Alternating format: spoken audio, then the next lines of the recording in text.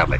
हजुर सर, जुन पछिल्लो समय जुन भुइँ मान्छेहरूको आवाज भनेका होइन, गरिब दुखी असहायको आवाज बनेका भनेर चिनिएका र सामाजिक सञ्जालमा चर्चा कमाएका मेडिकल व्यवसायी दुर्गा परसाई जुन मङ्सिर 7 गते ठुलो सभा गर्छु र यो शासन सत्तालाई भत्काउँछु भनेर 2-3 महिना अगाडिबाट जोडिरहेका थिए, तम्सिरहेका थिए र त्यसरी नै उनले आफ्नो भाषण पनि दिइरहेको थिए।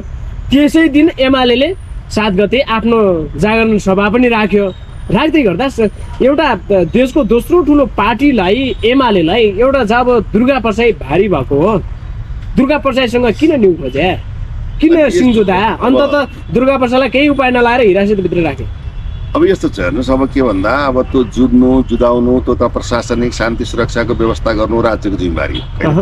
हरेक चाहिँ अभियानकर्ताले आफ्नो चाहिँ एजेन्डाहरू, जनताका एजेन्डाहरू राख्न, पोख्न, व्यवस्थापन गर्न सरकारलाई घचाउन पाउने अधिकार छ। त्यो अधिकार यो नेपालको संविधानले पनि सुनिश्चित गरेको छ, स्वीकार पनि गरेको छ। त्यसमा चाहिँ के भन्दा अब शान्ति सुरक्षाको परिस्थितिमा एकै दिन चाहिँ के भन्दा त्यो कार्यक्रम नभएर पृथक समयमा गराउनु त राज्यको दायित्व हो नि। त्यो राज्य त्यो अब त्यसमा किन चुक्यो, किन त्यो गर्यो, अब त्यो त अब राज्यले नै सोध्छ। जुन दुर्गा परसाईले जुन आफ्नो कार्यक्रम हुनुभन्दा 2-3 दिन अगाडि जुन अहिलेका सम्माननीय प्रधानमन्त्री केपी शर्मा ओलीको कम्बोडियामा 32 अर्ब लगानीको विषयमा एउटा भिडियो सार्वजनिक गर्नुभएको थियो। अहिलेको यता सत्ता पक्षले के भन्यो, दुर्गा परसाईले अफवाह फैलाए, भ्रामक समाचार फैलाए भनेर उनलाई 24 घण्टा नबित्दै पक्राउ गर्यो। यसलाई कसरी हेर्नु? होइन के 24 घण्टाभित्र के त्यो प्रमाण फेक हो कि सही हो कि गलत हो कि प्रमाणित गर्यो? त्यो साँच्ची हो? छानबिन नगरी फेक हुन्छ त्यो? मूलत के हुन्छ भन्दाखेरि देशको चाहिँ एउटा प्रधानमन्त्री भनेको संस्था हो। संस्था भनेको गरिमामय हुनुपर्छ। देशको प्रधानमन्त्रीलाई विश्वमा पनि बेइज्जत गरेको अवस्था हो। त्यो राज्य र देशको लागि चाहिँ पीडा भएको अवस्था हो। वास्तवमा के छ भन्दा कम्बोडियामा चाहिँ उहाँले 32 होइन अरब चाहिँ जुन एउटा चाहिँ टेलिकममा लगानी गर्नुभएको छ भन्ने कुराहरू आयो, त्यसले प्रमाणले घेर्छ होइन, प्रमाणले पुग्छ होइन, प्रमाणले जस्टिफिकेसन गर्छ भने प्रधानमन्त्री, राष्ट्रपति, इभन इच एन्ड एभ्री पर्सनलाई चाहिँ कानुनीको दायरामा ल्याउनु पर्छ। यो चाहिँ प्रजातान्त्रिक पद्धति हो। किन डोनाल्ड ट्रम्पलाई पनि चाहिँ 66 मुद्दामा चाहिँ त्यहाँको एफडीआईले अमेरिकामा अनुसन्धान गरेकी अवस्था पनि हो है, त्यो छुट छैन। तथापि के छ भन्दा अब मूलत हामीले चाहिँ बुझ्दा हेर्दा जान्दा होइन एउटा केही आधारहरू हेर्दै गर्दा त अब जुन दिन साइन भएको थियो त्यो दिन प्रधानमन्त्री केपी शर्मा ओली कम्बोडियामा हुनुहुन्थ्यो र अन्य उहाँकै पार्टनरहरू साथीहरूको साइन ठिकै हो भन्ने कुरा आएको छ होइन। प्रधानमन्त्रीको साइन मात्रै त नमिलेको हो। के हुन्छ भन्दाखेरि तपाईँ राज्य एउटा कम्पनी बिचको चाहिँ सम्झौता अथवा चाहिँ लगानी गर्दा पनि एउटा सरकार बिचको अन्डरस्ट्यान्डिङ हुन्छ। हेर्नुहोस् होइन, एउटा कूटनीतिक परिस्थिति हुन्छ, परराष्ट्रको स्वीकृतिका कुराहरू आउँछ, कूटनीतिक नियोगको परिस्थिति हुन्छ, एउटा सिस्टमेटाइज तरिकाले डकुमेन्टेसनबाट ती कुराहरू प्रतिपादन हुने कुराहरू।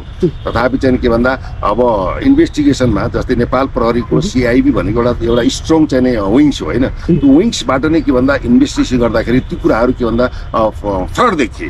तत्पश्चात चाहिँ के भन्दा प्रहरीले चाहिँ उहाँलाई नियन्त्रणमा ल्याएर थप अनुसन्धान गरेको अवस्था हो। प्रमाणले पुग्छ, प्रमाणले घेर्छ।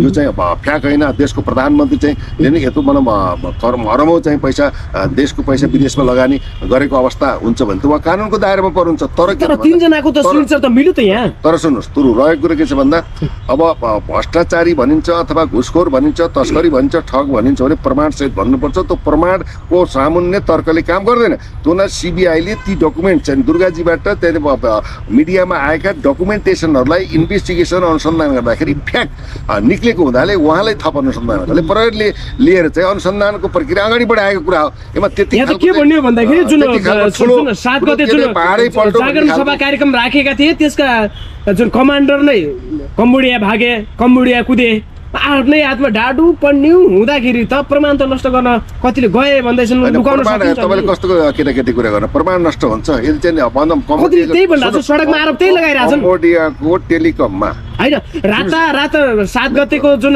कमान्डर जानुपर्ने बाध्यता कसरी आयो? होइन कमान्डर गएनन् त उनीहरू पार्टी हेर्नुहोस्, एमाम डिस्कस पार्टी के भन्दाखेरि जस्तै टेलिकममा चाहिँ नि डकुमेन्टेसनको कुराहरू त त्यहाँ अब तपाईँको कम्बोडियामा गएर जुन त्यहाँ भनौँ त्यो त डिस्ट्रोय गर्न सकिँदैन नि। उनीहरूले के भन्दा हामीले कसैलाई आरोप लगाउँदाखेरि प्रमाणसहित त्यो प्रमाण दिगो हुनु पर्यो, फ्रड हुनु भएन। त्यसमा चाहिँ के भन्दा प्रधानमन्त्रीले चाहिँ गल्ती गर्छन् भने आम माफी हुने सवाल छैन, राष्ट्रपतिले गर्छन् कानुन सबैलाई प्रभावित हुन्छ, कानुनलाई प्रभावित प्रमाणले घेर्नुपर्छ र कारवाही पनि हुन्छ। तथापि चाहिँ के त भन्दा यो चाहिँ अनुसन्धानको पाटोमा त अझै पनि छ हैन, अनुसन्धान त तपाईलाई एउटा पूर्व डीएसपी भएको कारणले र अनुसन्धानकर्ता भएको कारणले पनि तपाईलाई एउटा क्वेशन सोधे, यो जस्टिफिकेसन गर्ने प्रहरीले यो फौजदारी आचार संहिता अन्डर सीआईबीले इन्भेस्टिगेसन गरेको छ, साइबर ब्युरोले चाहिँ अनुसन्धान गरेको अवस्था छ, अनुसन्धानबाट जस्टिफिकेसन हुने कुरा हो। तर किन भन्दा प्रहरीले सम्मानित अदालतबाट केही तुक नभइकन केही प्रमाण नभइकन भनौँ के भन्दाखेरि पक्राउ पुर्जी ल्याएर थप अनुसन्धान गर भन्दैन, त्यसैले लेट हेभ टु वेट। अब के हुन्छ सत्य तथ्य प्रहरीले अनुसन्धानमा रहेको विषय हो, सार्वजनिक गर्ने नै छ, हामीले चाहिँ के प्रतीक्षा गरौँ। किन भन्दा देशमा कानुन बनेको छैन, प्रहरी सबल छ, यहाँ न्यायालय छ होइन, अनुसन्धानका विङ्सहरू छन्, अब सरकार छ। त्यो हुनाले चाहिँ के त भन्दा हामीले कतिपय कुरो हरेक कुरामा सरकारले गर्ने काममा चाहिँ अविश्वास गर्ने वातावरण पनि एक प्रकारको के भन्दा यो वितृष्णा हो। यसलाई पनि हामीले चाहिँ निहालेर सजग गनाएर राज्यले चाहिँ भनौँ राजनैतिक प्रतिशोधमा अथवा भनौँ कुनै खालको चाहिँ पूर्वाग्रही भएर चाहिँ अनुसन्धान गर्दैन, प्रमाणको आधारमा भएको कुरालाई सबैले सहर्ष स्वीकार गर्नुपर्छ भन्ने हाम्रो मान्यता। कसैप्रति भनौँ वितृष्णा पनि होइन, समर्थन पनि होइन, सत्य के हो, तथ्य के हो, प्रमाण के हो, प्रमाणले के भन्छ, प्रमाण चाहिँ हकीकत भनौँ जस्टिफिकेसन के छ, त्यो आधारबाट नै के भन्दा न्याय निरूपण हुने पद्धतिको विकास त भएकै छ नि। त अन्डर इन्भेस्टिगेसनमा रहेको कुराले अन्डर इन्भेस्टिगेसनबाट भोलिका दिनहरूमा दुधको दुध पानीको पानी बजारमा आइ नै हाल्छ। जुन तपाईँ एउटा पूर्व डिएसपी भएको कारणले पनि हुन्छ, यता यो विषयलाई चाहिँ प्रहरीले छानबिन पनि गरिरहेको छ, उनी अहिले के अरे दुर्गा प्रसाद हिरासतमा पनि छन्। तपाईँलाई के लाग्छ, तपाईँको व्यक्तिगत रूपबाट तपाईँको बुझाइ के लाग्छ, दुर्गा प्रसादले के फेक भिडियो नै बनायो होला नि, फेक मान्छे नै रेडी बनाएर तयार गरेर यो ल्यायो होला नि?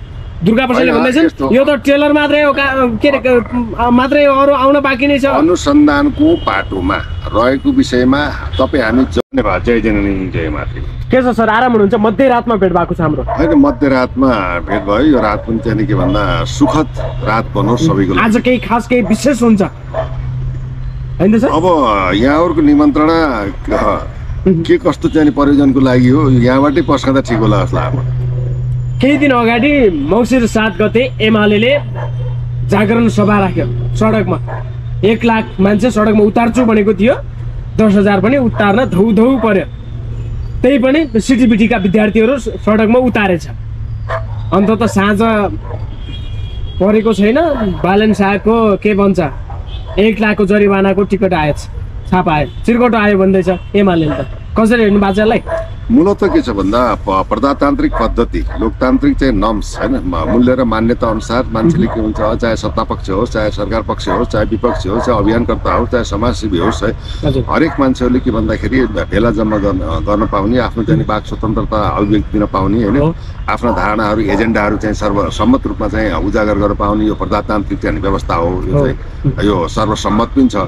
तथापि चाहिँ के भन्दा मङ्सिर 7 मा 1 लाख चाहिँ जनताको प्रदर्शन गर्ने चाहिँ एमालेको दिन एउटा सरकार 1 लाख कार्यकर्ता उतार्छु भनेको एमाले कहाँ चुक्यो? होइन सरकार कसरी पछि खस्कियो? मूलत के छ भन्दा सरकारले चाहिँ सरकारमा रहेको चाहिँ पार्टीले चाहिँ यो आम सभा जनप्रदर्शन भन्दा पनि जनताका समस्या माग होइन आवश्यकतालाई चाहिँ के भन्दाखेरि परिपूर्ण गर्ने सवालमा होइन एउटा एजेन्डा बनाएर रणनीति बनाएर अगाडि बढ्नुपर्ने चाहिँ एउटा पक्कै पनि हो। तथापि चाहिँ विगतमा प्रचण्डजीले खबरदारी सभा गरिसकेपछि एउटा प्रतिशोधात्मक हिसाब किताबमा चाहिँ एमाले गरेको अवस्था, प्रचण्डले गरेकै कारणले प्रतिशोध साधे अर्को फेरि एमाले म पनि के कम हाम्रो पनि मान्छे छ भनेर देखाउनु खोजे दम्ब हो एमाले। होइन मान्छे त के त भन्दाखेरि अब खै देखेन त, 1 लाख भनेको 10,000 पनि उत्रेनन्। अनि हामी मान्छे त भयौँ, असल मान्छे बन्न सकेनौँ, तर पनि फोहोर गरेर गयो महानगरपालिका, बिगारे भत्कायो रे, नेपाली नागरिक बेलका बत्तलहरू फाल्यो। हामी पार्टीका चाहिँ के भन्दाखेरि समर्थक भयौँ, नेपाली नागरिक जिम्मेवार राष्ट्रमुखी भएर अगाडि बढ्न सकेनौँ।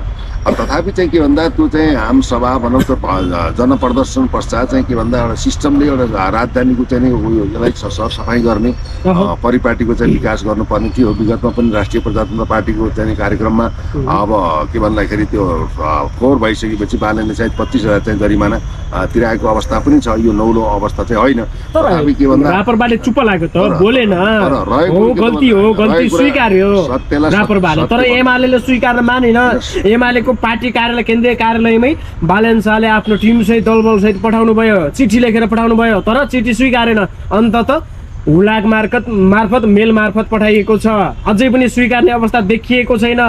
सञ्चार मन्त्रीले चाहिँ पृथ्वी सुब्बा गुरुङले चाहिँ त्यो को हो र त्यो बालेन राजा हो त्यस्ता शब्दसँग प्रयोग गर्न भ्याए। सुब्बा गुरुङको अभिव्यक्ति चाहिँ के भन्दा एउटा कटाक्षमय पनि छ। उहाँले चाहिँ नेपाल प्रहरीको चाहिँ नेतृत्व लेभलको पनि जिउरो थुच्चो पर्छ भन्ने खालको अभिव्यक्ति दिएको अवस्था हो।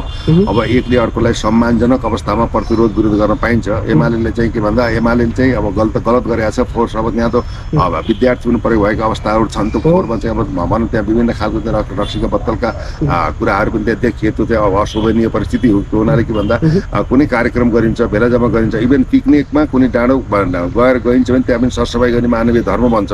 त्यो चाहिँ सरसफाइ त्यो फोहोर गर्नु चाहिँ गलत हो। स्थानीय रूपमा स्थानीय चाहिँ प्रशासन स्थानीय भनौँ स्वायत्त अधिकार अनुसार चाहिँ बालनले जुन एउटा जरिमानाको चाहिँ हुइप जारी गरे। अब त्यसमा पनि के भन्दा अधिकार प्रयोग गरेको अवस्था पनि विद्यमान छ। कानुनत गएको अवस्था पनि हामीले बुझेका छौँ। तथापि चाहिँ के भन्दा एउटा दरो भरो र चाहिँ एउटा चाहिँ के भन्दाखेरि जुन पार्टीबाट आशा गरेको र जुन पार्टीको सरकारको नेतृत्व नै चाहिँ बाट सञ्चालन भएको वर्तमान परिस्थितिमा भनौँ फोहोर मानिस जम्मा गर्नुमा आपत्ति भएन। तथापि चाहिँ के भन्छ त्यो एउटा सुन्दर सहरको रूपमा स्थापित हुन लागेको ठाउँमा एउटा चाहिँ के भन्दा आमसभा गरिसके पश्चात फोहोर सफा गर्ने एउटा टिमै खटाएर त्यसलाई व्यवस्थित मर्यादित र चाहिँ एउटा के भन्दा विवाद नआउने चाहिँ होइन परिस्थिति जन्माउनु पर्थ्यो। त्यहाँनिर त्यो सभामा आयोजक चाहिँ पक्ष चाहिँ यसमा पक्कै पनि चुकेको हेर्नुहोस्। तर बालन शाह किन स्वीकार्न चाहिँ किन नसके? होइन स्वीकार र अस्वीकार किन पछि हिचकिचाको किन दुई-तिहाईको सरकार हामी त्यसको दोस्रो ठुलो पार्टी हामीले त्यो जब स्थानीय सरकारले हाम्रो केन्द्र सरकारलाई हल्लाउने भन्दा नैतिक जवाबदेहिता सबभन्दा ठुलो कुरो हुन्छ।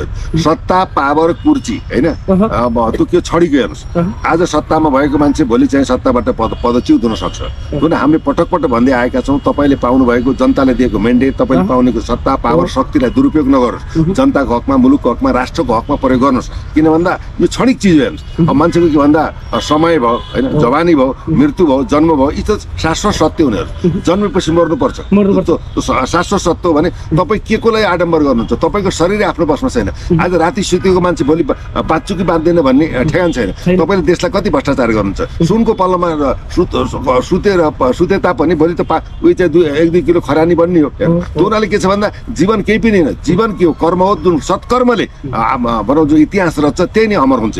त्यो अमरत्व प्राप्त गर्नको लागि राजनैतिक निष्ठा र चाहिँ के भन्दाखेरि शालीनता हुनुपर्छ र अरू कुरा आफ्नो चाहिँ पद आफ्नो चाहिँ कुर्ची आफ्नो शक्तिलाई दुरुपयोग गर्नु भनेको आफूले आफूमाथि वज्रपात गर्ने हो भन्ने कुरा नेतृत्व लेभल र लाभको पदमा बसेका भनौँ जो चाहिँ भनौँ सेवाग्राही लाई चाहिँ सेवा दिन बसेका सरकारका विभिन्न चाहिँ निकायहरू छन्। तिनले यो चाहिँ आत्मसात गर्नु पर्छ जस्तो मलाई लाग्छ। अहिले प्रष्ट रूपमा देखिएको छ दुईवटा सरकार छन्। एउटा बालन सरकार छ, एउटा केपी सरकार छ। अरूलाई त गलीको कुकुरले पनि चिन्दैन।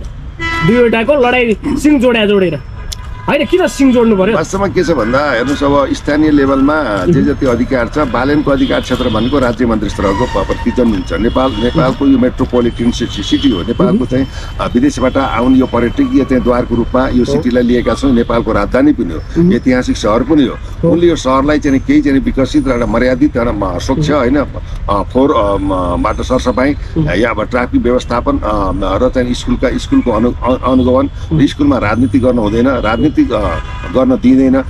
युवाहरूले चाहिँ पढ्नुपर्छ, आफ्नो वृत्ति विकास गर्नुपर्छ।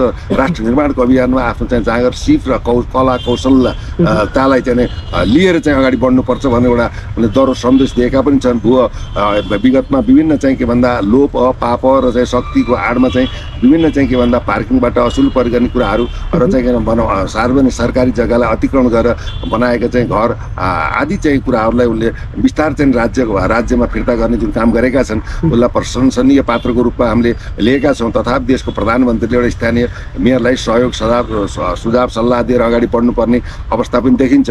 यहाँ पार्टीगत रूपमा चाहिँ के भन्दा एमालेका संसददेखि लिएर अहिले उपमेयर भनौँ समेतले चाहिँ के भन्दा विरोधका कुराहरू अहिले बजारमा बालनको चाहिँ के भन्दा नकारात्मक पक्षहरूको चाहिँ टीका टिप्पणी सर्टिफिकेट नै फेक हो भन्न भ्याइसके। ती सुकुम्बासीलाई कतिले भन्दछन् यी सुकुम्बासीहरूलाई कसैले पछाडिबाट पुस गरिरहेको छ, उसले चलाइरहेको छ, बालनको सर्टिफिकेट नक्कली हो भन्ने आँट यत्तिकै यिनीहरूको आउँदैन। के साँच्चीकै नक्कली होला के उनी साँच्ची नै के भन्छ नगरपालिका मेयर चाहिँ सर्टिफिकेटले आएका हुन्? तपाईँ के भन्नुहुन्छ? यसमा के छ भन्दा नक्कली सर्टिफिकेट भन्नेहरूलाई नक्कली र सक्कली भनेको व्यक्ति विशेषले भन्न चाहिँ पाउँछन्, तर के भन्दा अनुसन्धानको पाटो हुन्छ। उनले कहाँबाट चाहिँ पास गरेका हुन्, एसएससी कहाँबाट दिए, मतलब इन्टरमिडिएट कहाँबाट गरे, ब्याचलर कहाँबाट गरे, इन्जिनियर कहाँबाट गरे, त्यो एउटा संस्था छ नि त। त्यो संस्थाको चाहिँ अभिलेख हेर्दाखेरि चाहिँ सत्य तथ्य नक्कली सक्कली त्यहाँबाट जस्टिफिकेसन हुने कुरा हो। हामीले चाहिँ बालनको सर्टिफिकेट नक्कली हो भनेर सामाजिक प्रचारबाजी गर्नु कुनै तुक छैन। त के भन्दैछन् बालन शाहले इन्डियाको कुन कलेजमा पढेका रहेछन् त्यहीले लगेर चेक गराउनु पर्छ भन्नेसम्म पनि भ्याइसक्यो। होइन चेक त यसो छ तपाईँको के त भेरिफाई गर्नु पर्यो रे सर्टिफिकेटमा चाहिने थियो कि भन्दा म पनि अख्तियार अनुसन्धानमा केही समय काम गरेको अवस्थामा पनि यस्ता कुराहरू आएका थिए। हामीले टिमै खडा गरेर इन्डियाको विभिन्न युनिभर्सिटीमा गएर अभिलेख हेरेर जस्टिफिकेसन गर्थ्यौँ। के हेर्नुहोस् तुरन्त त्यो पद्धति छ, नियम छ, सिस्टम छ। त्यो चाहिँ नक्कली हो भने त्यसलाई चाहिँ छानबिन गर्ने चाहिँ निकाय छ। सक्कली हो नक्कली हो भन्ने कुरा कुनै व्यक्ति विशेषले आरोप लगाउँदैन, प्रमाणित हुँदैन। प्रमाणको सामुन्ने तर्कले त काम गर्दैन। तर अहिले चाहिँ यो के भन्दा एउटा स्ट्यान्डबाजीको रूपमा मैले देखेको छु, जहाँसम्म उनले तपाईँ एउटा पूर्व डिएसपी पनि अनुसन्धानकर्ता पनि भएको कारणले बारम्बार एकहोरो तरिकाले घोच्नु, ढुङ्गाले हान्नु, लखेट्नु बालन शाहलाई कसरी हेर्नुहुन्छ यसलाई?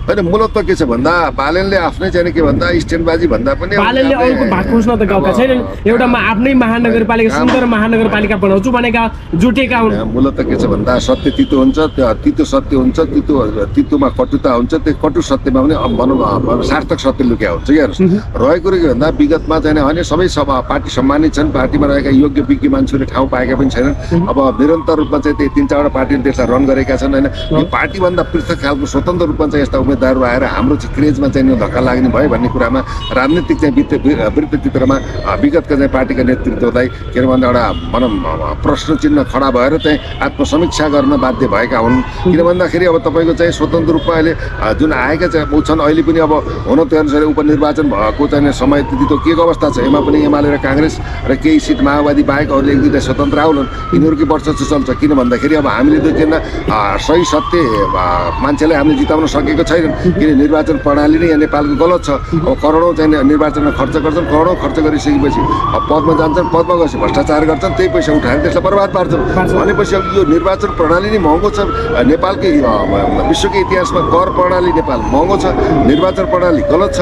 यसमा चाहिँ के भन्दा निर्वाचन भएका व्यक्तिले चाहिँ के भन्दा ऐन बनाउने, कानुन बनाउने, सदनमा गएर चाहिँ देशको मुलुकको विकास राष्ट्र निर्माणको अभियानमा चाहिँ अगाडि बढ्ने प्रक्रिया गराउनु पर्नेमा उनी सत्ताको लागि मन्त्री पद खानको लागि गएको अवस्था विद्यमान रहेको हुनाले यो त विज्ञ विश्लेषक योग्य र राष्ट्रभक्ति व्यक्तित्वले देश चलाउने यस्ता संसदहरू निर्वाचन भएर आउने जनप्रतिनिधिले चाहिँ ऐन कानुन गरेर देशलाई समाजलाई रूपान्तरण गर्ने परिस्थितिमा बढ्नुपर्ने हो। यहाँ उल्टो गङ्गा भइरहेको छ। समानुपातिक सांसद भनेका छन्। अब आफ्नो चाहिँ नाता गोता चाहिँ श्रीमतीलाई चाहिँ भनौँ बिना निर्वाचन बिना जनताको मेन्डेट बिना चाहिँ उनले पद पाएर मन्त्री पनि भएका छन्। यो चाहिँ संघीयताको चाहिँ एउटा विष वृक्ष भएको छ, धान्न सक्ने अवस्था छैन। अब राष्ट्रिय सभामा त्यो र यो प्रतिनिधि सभामा यत्रो सांसदको आवश्यकता छैन। त्यो हुनाले विभिन्न खालको चाहिँ प्रयोजन, विभिन्न खालको संशोधनात्मक परिस्थितिबाट देशलाई रूपान्तरण गर्ने सवालमा अहिले चाहिँ के भन्दा स्वतन्त्र चाहिँ रूपमा आएका व्यक्ति र नेतृत्वहरूबाट अब